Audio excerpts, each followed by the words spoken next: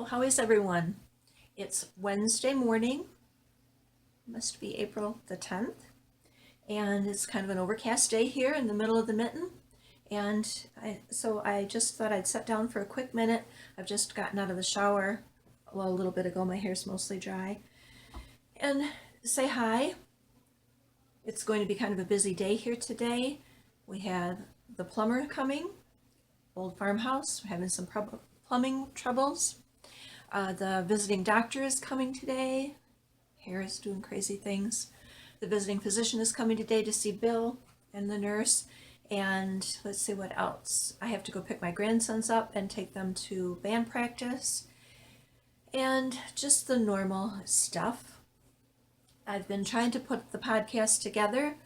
As usual, I'm recording bits and pieces here and there. And so I hope I can put them together, string them together in some coherent fashion. We'll see. I'm kind of tired. Bill woke me up about 1:30 last night. I think this is the third night in a row where he's not had a real good night, and so I'm tired. I'm tired. He's all right. It's just kind of the things that happen with someone who's bedridden, I guess. So anyway, there's that too. So my brain's a little fuzzy today. It's been some warm weather. So I've been trying to work outside as much as I can, and we're getting closer to lambing all the time. And you remember that little film that I made a couple of weeks ago when I changed the sheep coats and showed you about that? Well, the ewes that are bred, that are getting close to having their babies, are already getting so big that I need to change coats again, as well as the ram lamb. He's had a growth spurt. I've got to quit calling him a lamb. He's over a year old now, or just about a year old now. So I've got to do some of that. And like I said, on the nice days, I've been trying to work outside. On the rainy days, I've been trying to work inside because I know that once it gets nice out, I'm not going to want to be inside. So, but I thought while I was waiting for my hair to dry a little bit before I went outside, I'd say hi. Got a lot I want to share with you this time. Some of the fleece that I have been working on that I told you I would talk about, the Corriedale sheep. I want to share that with you. Some fun acquisitions, some fun mail, things that came in the mail, a couple of small finished objects, and then you can probably see the pile of goodies here, yarn and pre-yarn type of thing, some millspun yarn. These are all from Caroline and Knut, some from the old mill, some from their new mill, which was a special treasure I was very happy to get. And I have had a sweater planned for this for a while, and then when they offered for sale their first pre-yarn, then I felt I had to have some of that to put into the sweater too. So I'll talk a little bit about the sweater plans that I've had for a while and I hadn't started yet, and now I'm glad I hadn't because I've got this other to add to it. So then I feel like then it's full circle. So let's see what else. I guess that's about it. Like I say, just hope I can put some things together that make a little bit of sense and that are interesting to you. So I'm going to try to do that. Got a lot to do today. And so then maybe tonight when I come in and sit down, I can do some editing and put that stuff all together. When I get woke up in the middle of the night like that, I have a hard time going back to sleep. And I'm an early riser anyway, and I've always suffered from insomnia. So if I get woke up early, that's usually it. I'm up. You'd think I could get a lot of knitting done then, but I don't. My brain's a little too fuzzy. So I have been catching up on a lot of podcasts and really enjoying that. Helps you feel connected with your community. For me, that's gardeners, farmers, and knitters or craft or fiber people. So I've been enjoying that, and there's a few podcasts that I want to mention and share with you that maybe you haven't seen that you might enjoy taking a look at. So a lot of things to catch up on. And yet I don't like to make such long podcasts that it's hard for you to sit and watch in a whole block. So we'll see how it goes. So anyway, I hope that wherever you are, you're having a great day. And I hope I'll see you back here in a little while with some things put together. And we'll talk more then.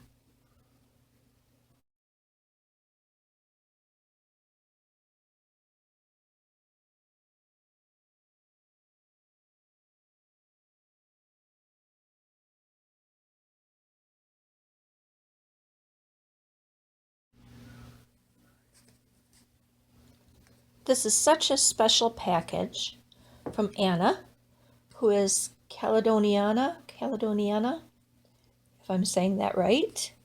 And she has a really nice podcast that you guys want to check out, where she kind of talks about, it's mostly sweaters that she's made, talks about the patterns, what she found, what worked and what didn't, kind of goes through and deconstructs them. But she's also a prolific pattern writer, and she does an amazing job of writing patterns. And so far, she's not charging for them. She's just been offering them for free. And I had contacted her and said they were such amazing patterns. Could I, buy her a cup of coffee or buy her a pattern or something to show my appreciation for the patterns that she'd written? And we got to talking, and she said maybe we could do a swap, that it would be fun to do a swap. So she sent me all of this lovely fiber and the yarn, and I'm not going to try to pronounce the names, but because I would say them all wrong. But probably my favorite, of course, is this one that's hand spun, because I know it was very precious to her, and that she shared some of that treasure with me means so much. And so I'm really anxious to add it to a special project. And it turns out that we have kind of a similar background and beginnings with sheep. She had a secret bottle lamb when she was younger, and I got my start with sheep with a secret bottle lamb that my mom brought home and tried to keep hidden from my dad. So we kind of had similar beginnings with sheep. So this was very happy mail day, and plus a good friend that I've made from halfway around the world. I'm her adopted fiber aunt. So look forward to adding these to some projects.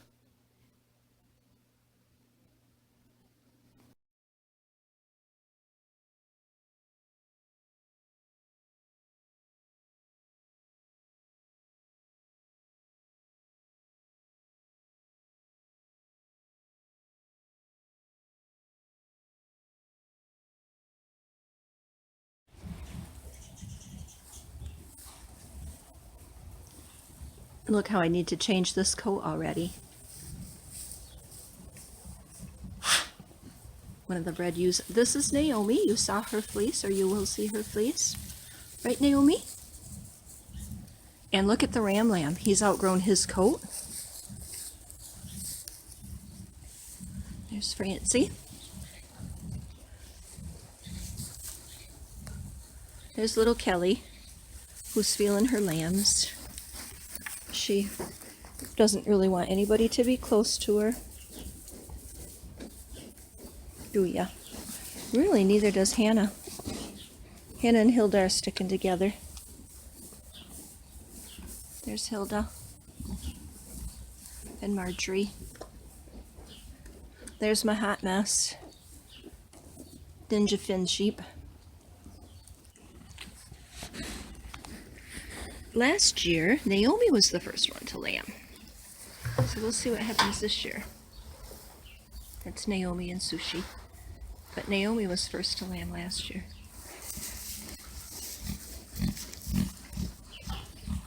The old girls have the most bag, but they would have. Right, Hilda? Oh, somebody's jealous. Hilda needs wool around her eyes trimmed.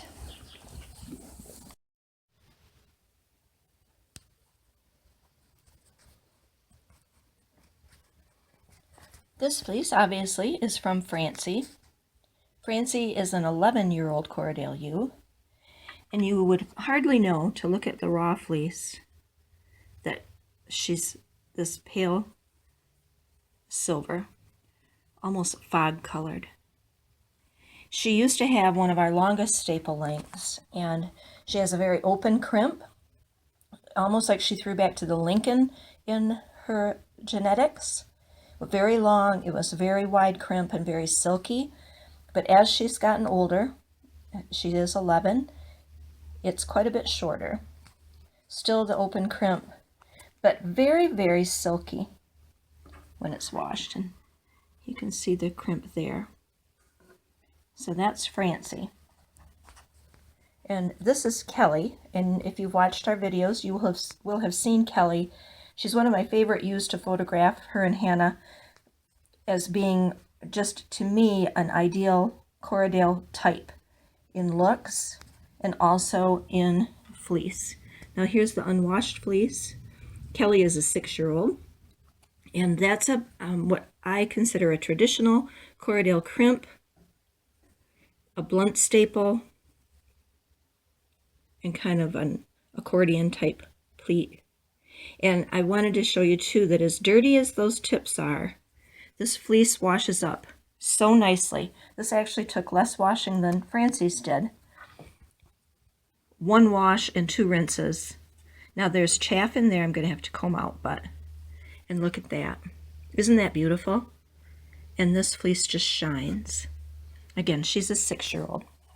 Now this is Naomi, and Naomi is a 3-year-old.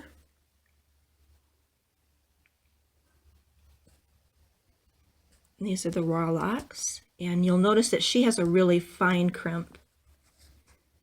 So more like a merino crimp,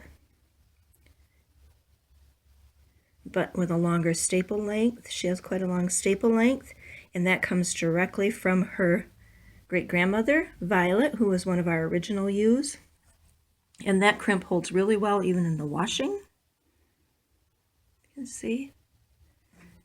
Now, although hers looks like the cleanest fleece, hers took the most washing to get clear water. And again, she's a 3-year-old ewe.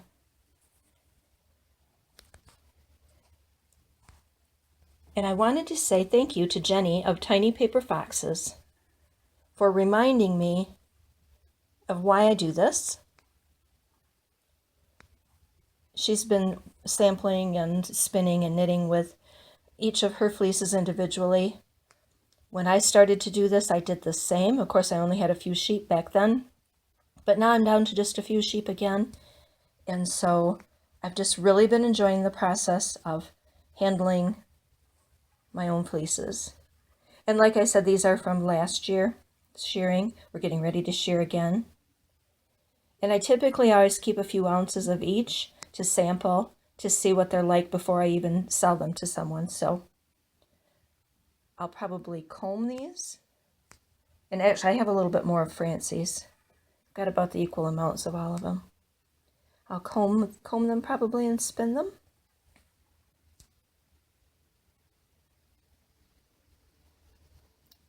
But I thought that would be interesting for you to see not only an range of age, but also in staple length and crimp. So again, as I say, this is what we always considered traditional Corriedale locks. Francie is my only sheep that ever had this wide open crimp like this. But we always bred for the finer crimp because that's what most of my customers wanted. We bred for a longer staple length and a finer crimp. But I have absolutely no complaints about this fleece. That's what Corriedale, real Corriedale, means to me. And that bright white, you can see maybe from the lock. See how dirty those tips were? But that was just mud.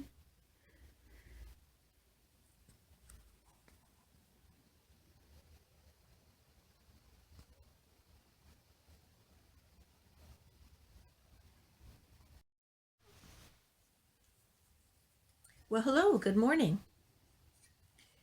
It's now Thursday, and we're going to attempt to get this podcast finished up. I have a little bit of time. Bill's watching the cattle auction. He likes to do that on Thursday, and so I'm going to sit here in my corner and work on something, and I thought, well, we'll just try to get things finished. And I did realize when I filmed here last time, this is a pretty good location, but if the furnace kicks on, and it is cold here today, it will be kicking on. I think you can hear that. So if that happens, I apologize in advance. And also the wind is blowing down the chimney here. It's a pretty cold day here today. We have some snow and kind of freezing rain mixed in. So it's a cold day. And it's chilly here in the house. I've got a cowl on and turtleneck and a flannel and everything else. So trying to stay warm. And I apologize. I realized that I don't know why there's so much light over here. I have a curtain on the window and it is really overcast, but it's kind of bouncing off me there. But oh well, it is what it is and we want to get finished. So what am I working on today? I will have showed you earlier in the podcast some little piles of fiber and washed fleece. And I mentioned that I'd been enjoying watching Jennie at Tiny Paper Foxes and her journey with her fleeces. She's a fairly new shepherdess, and so she's taking the time to work through each of her fleeces individually. And I was reminded of the fact that when I started out as a shepherdess, I did the same thing. And even when I was selling fleeces for these years, I used to always keep a few ounces for myself and play with those, wash them, card them, comb them, spin them, just to see the characteristics of the fleece, make sure that it was strong. And so now that I'm back down in numbers, if you've watched our podcasts from the beginning, you know that last year we sold off most of our flock of sheep, about 30 sheep, and I'm down to just about a dozen. And so I kept some samples of all of those fleeces. We're getting ready to shear again here in a few weeks, or no, in about a month. And so I just thought I'm going to take some time and really enjoy why I do this. I mean, yes, it is for marketing. It is for selling. We raise the sheep to be able to sell the wool and, you know, breeding stock and that kind of thing. But I need to keep my hands in it too and enjoy it a little bit more, not send the processing or send the fleece off for someone else to do all the processing and prep for me. I'd gotten a little busy and lazy here lately. And I just wanted to talk about that, you know, combing and carding little bits of fleece, although it is time consuming, it also can be done fairly quickly for you. If you sit and watch TV, you know, you usually knit, or you sit and visit with someone, if you have a little basket or bowl of washed fleece, you have some hand cards or some hand combs, you can really work through some fiber prep pretty quickly. And I've been having some shoulder trouble with knitting, some ankle trouble with spinning. So I've been using the electric spinner mostly while I spin. But sometimes when I sit with Bill in the evening, this is just an easy thing to get done, and then I can spin with it another time. So I thought I'd take you along for that. There's lots of other, or I think there are quite a few other videos out about there with people talking about how easy it is to do. Today I'm going to be working with, excuse me, Naomi's fleece. I tried to set the camera up in such a way that you could see what my hands were doing while we were talking. And I couldn't get a good angle where it really showed it well. And I don't have someone here to hold it for me to show you. So I'm just going to be working on it, and I'll try to hold it up and show you a little bit as I go and as I talk about it. Like I said, this is Naomi's fleece, one of the 3 that I showed you the other day. She's a Corriedale-U, a 3-year-old. And see if you can see that. Is it focusing? Washed up very nicely, but there's still lanolin in it a little bit, and still soft. It feels delicious. It smells fantastic, and the color is amazing.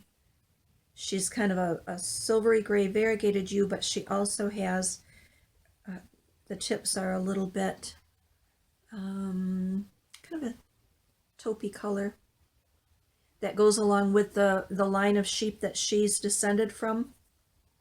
Going back to our original, one of our original U's, Violet, and she shows a lot of the characteristics of her great-great-grandmother. That line of sheep was really strong in the genetics, what they threw as far as fleece and type and abilities. So that makes her pretty special to me. And anyway, a real soft, real nice fleece, medium staple length, very fine crimp. And I'm going to be using my Louette mini combs. See if you can see them. They're a 2-row comb, and they're made for fine wool. I like them because they're light. They're easy for me to hold in my hands and work. And even though that's a small distance, you can prep quite a lot of fleece with it. Now, if you are new to doing this, or you're just kind of expanding your horizons and you don't want to invest in a set of mini combs, even though these are called mini combs and they're small, they're still expensive. If you get into the bigger combs, which I have a set of, it's even more money. I mean, I'm not even sure what these cost now. I think they were $100 when I got them many years ago. So if you'd like to play around with combing fleece and you don't want to spend the money on combs like this, it's very easy to go to the pet store or go to the dollar store or go to the big box store and buy some pet combs to experiment with. Sure, you're not going to get the full advantage of the staple length of the tines on the mini combs and the double row. Although you used to be able to buy a set of pet combs, and I think they were like for mats. They were called a pet rake or something like that, that had 2 rows. But one thing it's hard to find is the length of the tines. This is a set of pet combs. You can see how short those are and that they are just a single row. But they are tapered at the tip and they have a wood handle. And I think I actually got these at the dollar store. They work and you can play around with them. It's not going to work as well, but it will work. And I'll try to show you those in a few minutes. But it's a way for you to maybe experiment before you put out the money to buy an actual set of combs. One thing about the combs, if you do want to try them, if you were to buy them, I mean, I can't guarantee it, but I've always found that they really hold their value, and that if you tried them and didn't care for them, you probably could resell them pretty easily. So anyway, I'm going to load up the comb, do some combing while I talk to you. Hopefully I can manage to do that. Combing. Now, some people don't care for combed fiber, and I will say that I don't care for commercial combed top. You know, the stuff that you can buy from some of the bigger name companies. It feels so over processed. You feel nothing of the farm and the sheep still in them, and a lot of times if you buy already combed top, that's probably what you're going to find.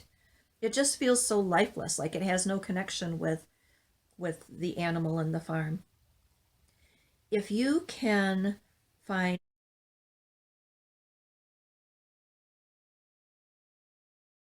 interesting, I was filming away and then noticed a little flash on the camera and it had shut off for whatever reason, memory or something.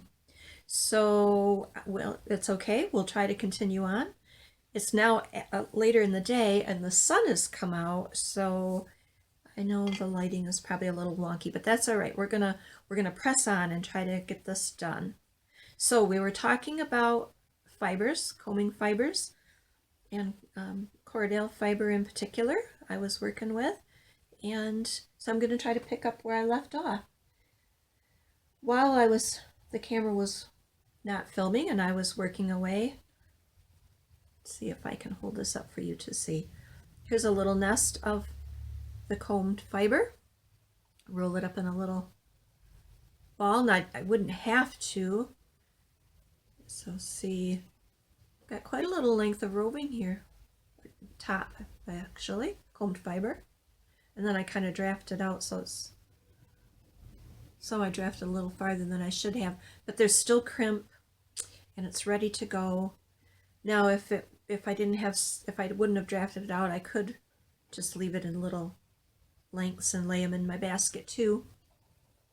I don't know, I've just rolled it up in the little bird's nest, I guess we call them. So I've got a couple of those in here. But as this podcast is meant to be a year of growing a yarn or growing a fleece, and we're coming up on shearing season here pretty soon. So I had washed some locks and I've showed you those. And I just thought you might be interested in thinking about another way to get started playing around with fiber. without a lot of investment in time and money. If you go on the cheap and try the dog combs like I showed you, in my case they were from the dollar store. Or sometimes I think when it could be intimidating to see those great big fiber combs that are very expensive and also wickedly sharp. I mean, the mini combs are sharp enough, but boy, those big old things that you have to be swinging a little bit more. So I thought maybe this would show you something that you could experiment with. And you'll have seen from the wash fleeces or the different fibers that I showed you, you know, that there can be a wide variety of fibers within the Corriedales. Or with our flock, we tended to have just pretty much two types, the more traditional, well, there's a lot of second cuts in here, and then that finer crimp.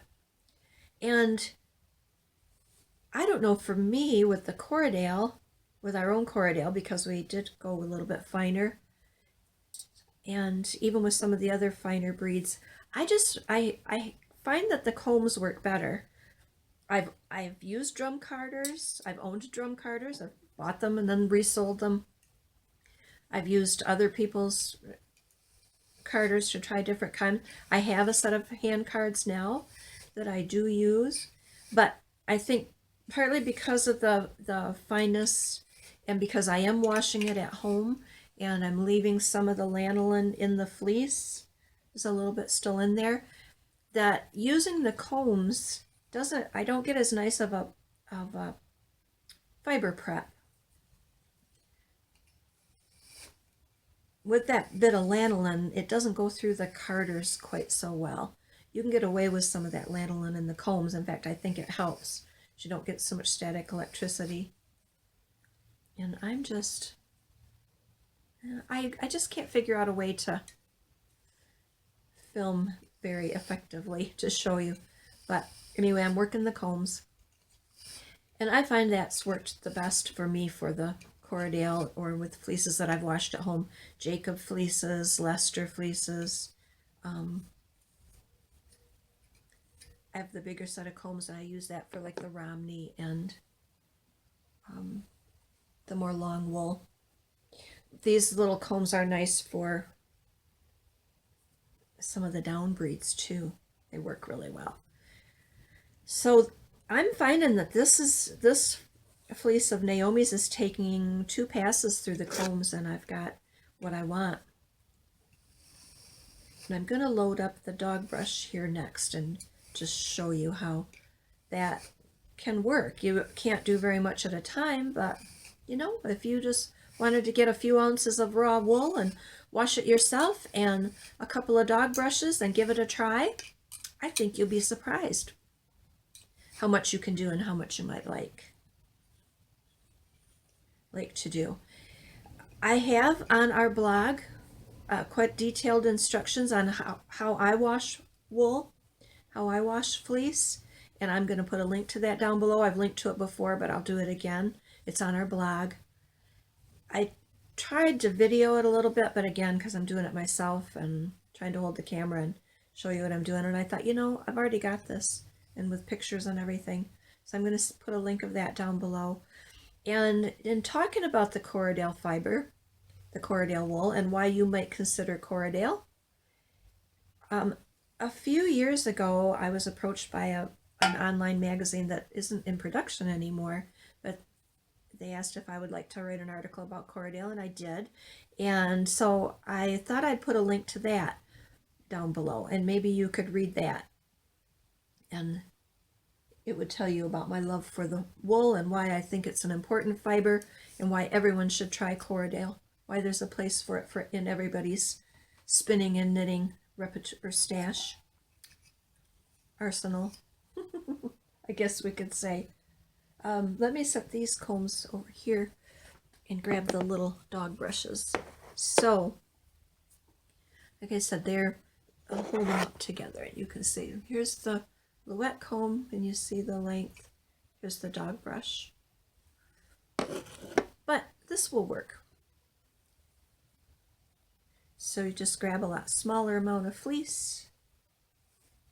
Oh, now see, the sun just went behind a cloud. Sorry about the shifting. And so, you know, I'm still gonna lay it on there just like I would the regular combs.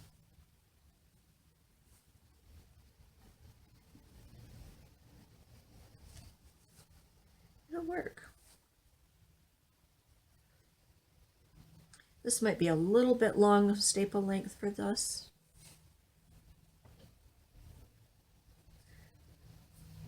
So see, I didn't only go, yeah, I didn't only go part way. And then I just take the other one. It's starting to come off. And with these, I can't make the sideways pass as well as like we would with the other ones, but these aren't super sharp tips, so I can actually just kind of go down with this. Just like you were brushing somebody's hair. You try to get at the end of it as much as you can, and then I can come from the side too. Like I said, it's not going to do quite as nice a preparation as the, and then see, here's, if I hold it in front of my shirt, you can see it. There's what's left behind. Pull that off and put it in the felting bowl or the little scrap basket. And this, you could spin it from this. It's not perfectly smoothed out. You see it here? It looks like a little Santa beard. But I would go one more time. Just smooth it out a little bit more.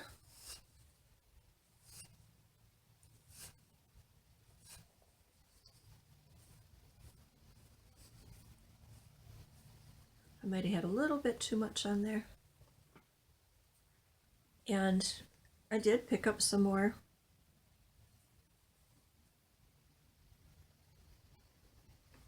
waste.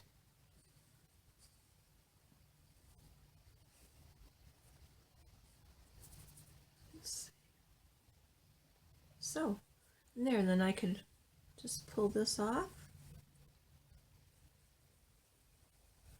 and have a little,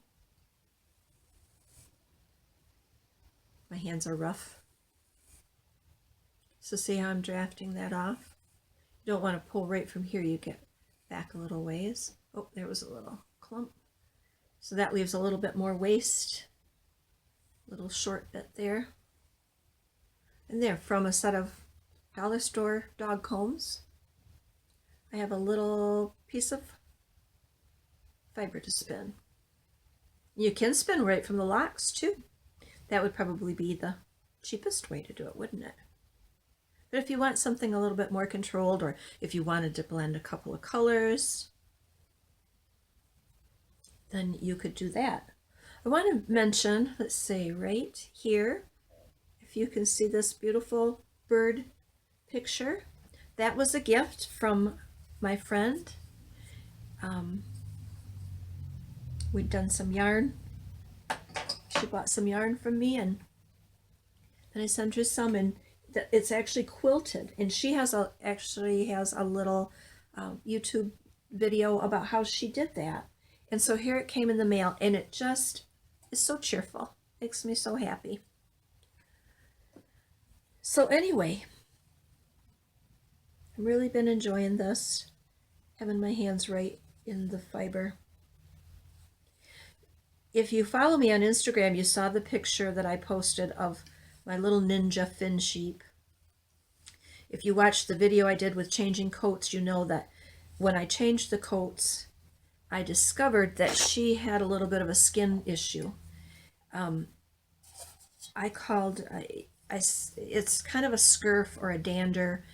It's the most like, if you're familiar with cradle cap that babies get, it's mostly like that. It's actually not a dry skin as much as it is a buildup of the oil on her skin. Because the Finn are a primitive breed and a little bit more like a long wool, even though her coat wasn't too small,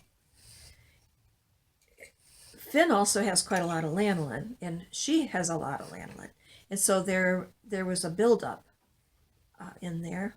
and then probably not, even though the coat material is breathable, not enough was getting through, especially as she was getting longer fleece. So within 24 hours, 2 days, she had rubbed a few bare spots. Her fleece was coming off.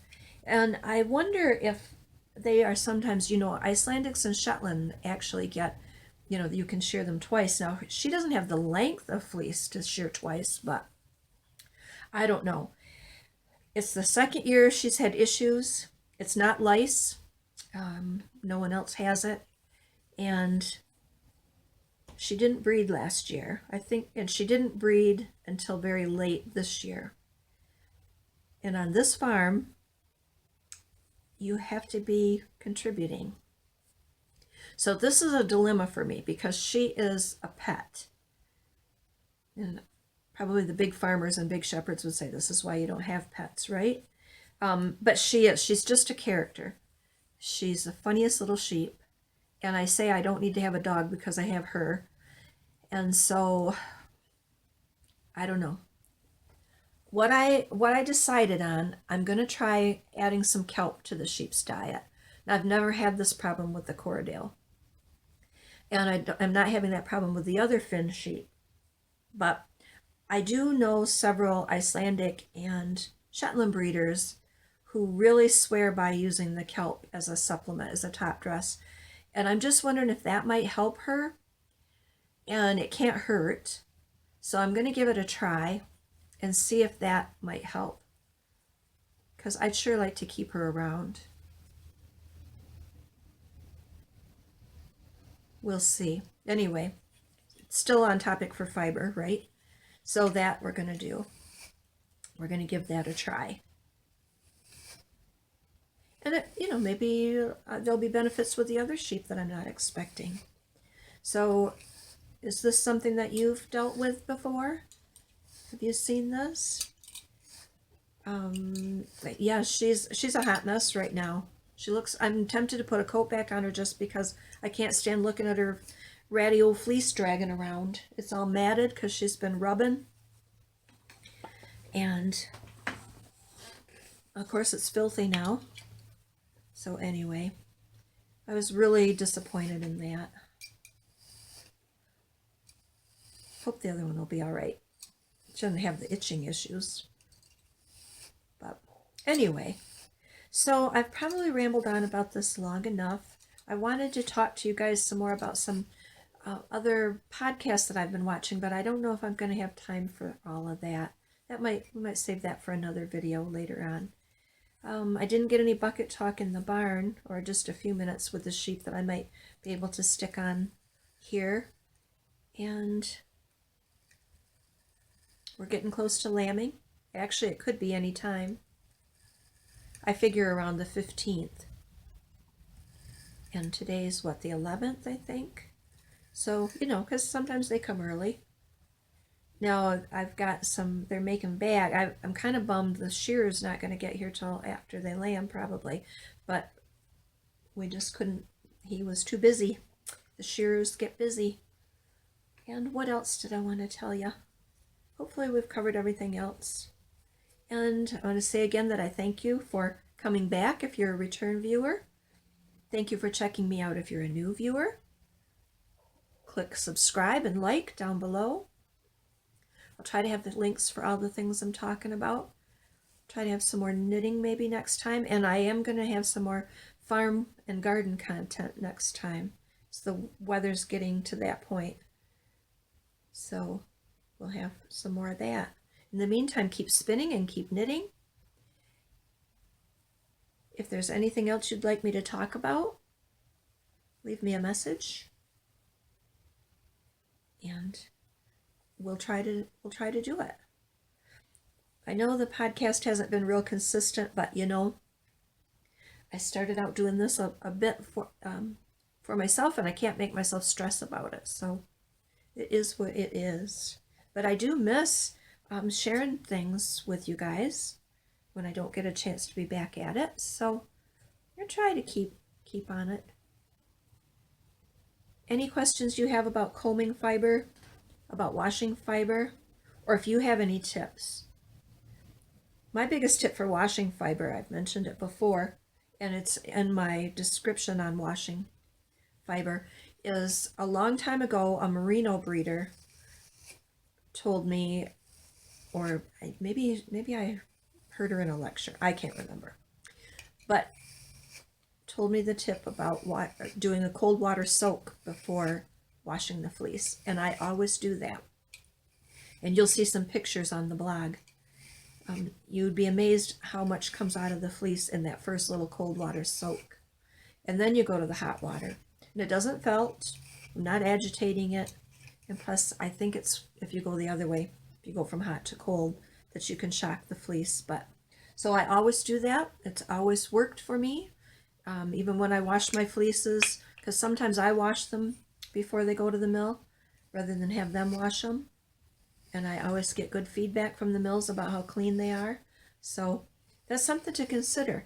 I wouldn't probably do it with Icelandic, Shetland, maybe even Jacob. I don't know about the Finn. But anyway, I do the cold water soak first. Boy, I have to tell you, this fleece of Naomi's is just combing up so nicely. Now this is on the Louette. This is one pass. So see, it's looking a little, it looks like crazy hair. Got a little bit of static in it, probably because of the furnace and stuff running. But, and this is where it would be real easy to add in a little bit of Angora bunny if I wanted to. That would be really nice.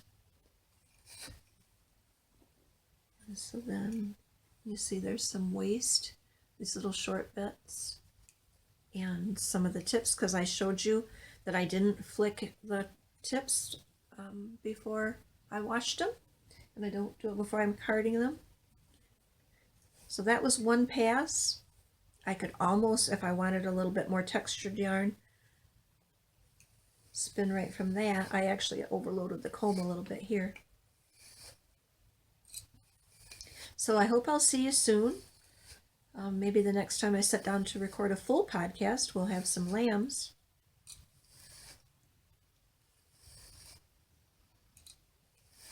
And if you do try out a dog comb to do this, and let me know or show your results. That would be fun to see. There's always ways to do things, isn't there? Oh, do you know when you see how this is loaded? I'm going to pull this off to make a little roving. I don't use a diz, I just pull it off. But see how it's right down at the bottom? It's a good idea. It works much better if you lift that up a little bit. So see now how it's part way up? And then you just kind of start pulling and pulling. It's not going as easily because I'm at an awkward angle, but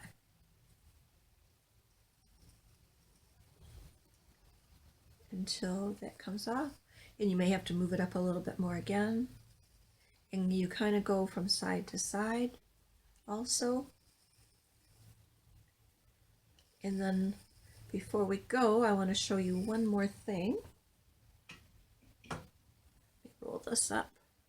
That in this few minutes that we've been sitting here talking,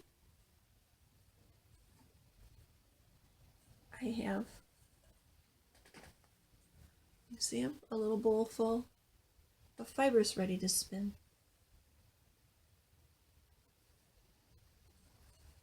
So how about that?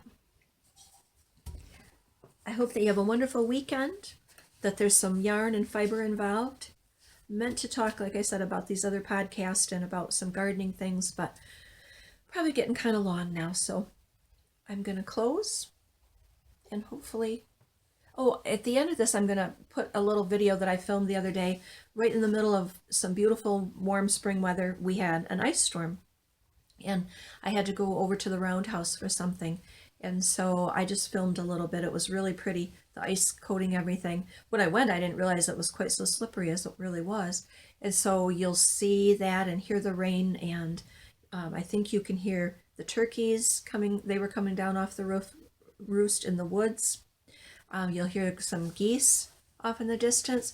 And then if you listen real carefully, you'll also hear the sandhill cranes because they're back.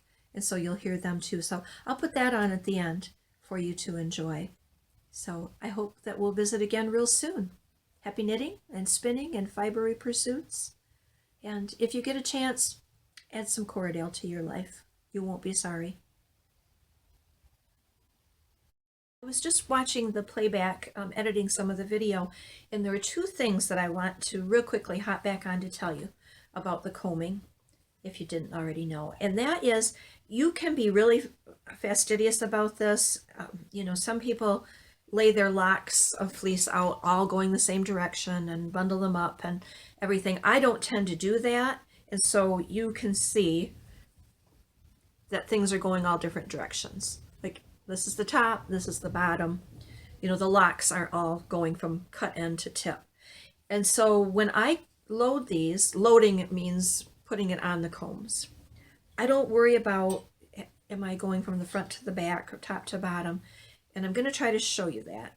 So I have a little handful of the wool. You can see it's just a little bundle and it's going all over. And I think if I hold this right about here, you can see it. So then you try to get towards the end when you do that. And this would go smoother if I wasn't trying to do this at some weird angle. So some people call it lashing it on, loading it on. So you can see, and you try not to get all the way, can you see? I'm not right to the very edge because it'll poof out and kind of go over. There I could have gotten a little closer, but so, and because this is a pretty good strong fleece, so there it is, about halfway up. So I did want to mention that to you. And then the other thing is that then when you start to comb, you try to get as close to the edge as you can to comb. And like I said, I know that Craftsy, or what used to be Craftsy, had a really good, was it on Craftsy or was it through Interweave? A really good video about combing and carding fibers. That was really good. And she used some Corriedale, so that was nice. But anyway, I just thought I'd point that out in case you were thinking about playing around with this, that's another tip that might not always be explained, and that, you know, it doesn't have to be perfect. We're working with a fiber, with a farm fiber, and it comes out just fine. By the time and you know, if you did take the time maybe to lay them all the same direction, you probably would have less waste maybe than I have. Another thing, this was the other thing that I wanted to show you, and this might not show up as well. So now I've made 2 passes with the comb. I've raised it up like I showed you before. And then you would take a pretty secure grasp and see I kind of smooth those out. Get a hold of the tip here and start to pull. Like I said, my hands are so rough. So then you start to pull, and you shouldn't have to fight against it. If you are, you're too close to the tip, move your hands back. You're getting, you know, towards the end until it just starts to give, then move your hand again. You see it pulling? I know this is not a professional video, but hopefully you get an idea of what I mean. So see, I'm just actually pulling quite lightly on that. And then I need to move these up again. So I forgot to mention that as I was watching back through, so thought I'd just hop on real quick and show you those 2 things. So in case you do decide to experiment. And another little thing, and I'm going to put another little clip on here that my husband thought of. So stay tuned, there are going to be another few minutes on here before the end of the video. Okay? I hope you're going to give this a try. All right, so here's what we were thinking. Now that you've watched the little talk that we had about washing fleece and playing around with combs, whether it be wool combs or dog combs, we wondered if you might be interested in a little sample bundle of Corriedale locks to try these techniques for yourself. I don't have much. This is fiber that I kept for myself from last year's shearing. It's mostly uncoated fleeces, so there is dirt and some chaff, but you also saw how well it washes. And there it is, all combed up. But if you'd be interested, here's what we were thinking. I can put together little bundles of approximately 1 ounce. Some might be a little less, some might be a little more. And the reason for that, the reason I say that, now each of these three little piles here are 1 ounce. But depending on the sheep, the loft of the fleece, the amount of lanolin that's in it, you know, it's going to, what might look like more or less, the weight's going to also depend on the content of the fleece. So, but they'll all be around 1 ounce, what I can fit into a nice little padded envelope to send to you. And then you can follow the directions on our blog that I mentioned for washing wool, or you can use your own techniques, or maybe you have another that you found online that you want to try, and then get yourself a set of the dog combs, or if you have access to wool combs, to give it a try, or maybe you just want to spin from the lock after you've washed it. Anyway, if that's something that you would be interested in, I don't have very many. I might be able to put together maybe 10, maybe a dozen of these, and once they're gone, they'll be gone. Also, you could request which fiber you want, but I'm not going to guarantee on color because they'll go in the order that they're requested. And so once one is sold out, that's it until this year's shearing. But let me know if you might be interested in trying that. It's going to be a cost of $5 plus shipping, and we'll get that out to you to try. And I thought, just for a little bit of extra fun, and you don't have to do this, but if you purchase one of these little bundles and you do experiment with them, I'm thinking about doing a little contest then. Maybe take a photograph and post it on Instagram, and then that would enter you in a giveaway for, I don't know, what do you think? Maybe a pound of fresh raw Corriedale fleece after we shear next month, or we shear in May. So anyway, that's what I'm thinking, that might be a little added fun to do.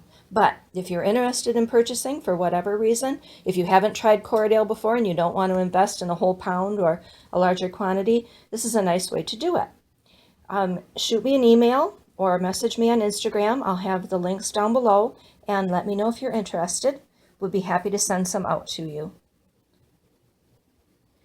And also, before I go, I want to mention, you will have seen earlier in the video, and I don't want to go back and change this, we did receive back from the mill a small batch of, the last small batch that we were waiting on, of farm yarn. We called that Moonstruck. That was a Corriedale-Alpaca blend, and that has already sold out. And I apologize for any confusion about that. Like I said, it was a small batch, and I had some pre-orders, and so by the time I fulfilled those orders, and then between what Ellie and I collaborated on, what she dyed for me, and then what I kept for myself, it's already all gone. So thank you very much for that. And again, I'm sorry if there was any confusion, but do let me know if you're interested in some raw fleece, because we will have more of that available later on. Again, thank you for watching. If you have any questions, be sure to ask me, and I'll look forward to hearing from you. Have a wonderful, fibery weekend. Take care.